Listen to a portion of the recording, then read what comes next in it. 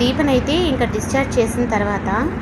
ఇంటికి తీసుకొచ్చిన తర్వాత ఇంకా అనసూయ అయితే తన కెర్నీలు తీసి ఇంట్లోకి పిలుస్తుంది.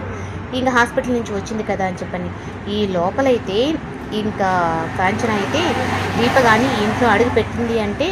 నేను వెంటనే ఇంట్లో నుంచి వెళ్ళిపోతాను అన్నట్టుగా తను మాట్లాడుతూ ఉంటే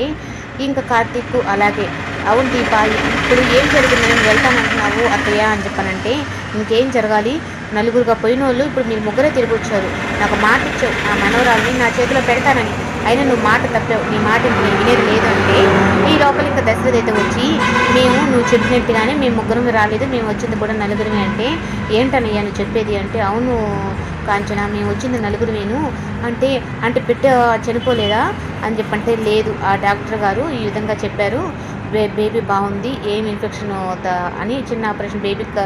ఏం జరగకుండానే చేసేసారు అనేటప్పటికీ ఇంకా కాంచనాకి అయితే చాలా సంతోషం వేస్తుంది. అది నా మనవరాలు, అందుకే ఆ ఆయుష్ దేవుడు కూడా తీసుకోడు అని చెప్పనని ఇంకా చాలా సంతోషపడుతుంది. అలాగే దశరథ కోరుకున్నట్టు తన భార్య బిడ్డ అలాగే కూతురు ముగ్గురు తన మనవరాలు కూడా క్షేమంగా ఉండాలని చేసిన హోమం ప్రతిఫలం అయితే దక్కింది. ఇంకా కార్తీక్ అయితే మాత్రం చాలా సంతోషంగా ఉంటాడు. అటు అత్త బాధ తీరిపోయింది, ఇటు మా అమ్మ బాధ తీరిపోయింది,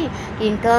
దీప ఆరోగ్యం గురించి చూసుకోవాలి అని చెప్పని అన్నట్టుగా ఇంకా మాట్లాడుతూ ఇప్పుడు జ్యోత్స్న ఏ నిర్ణయం తీసుకుంటుందో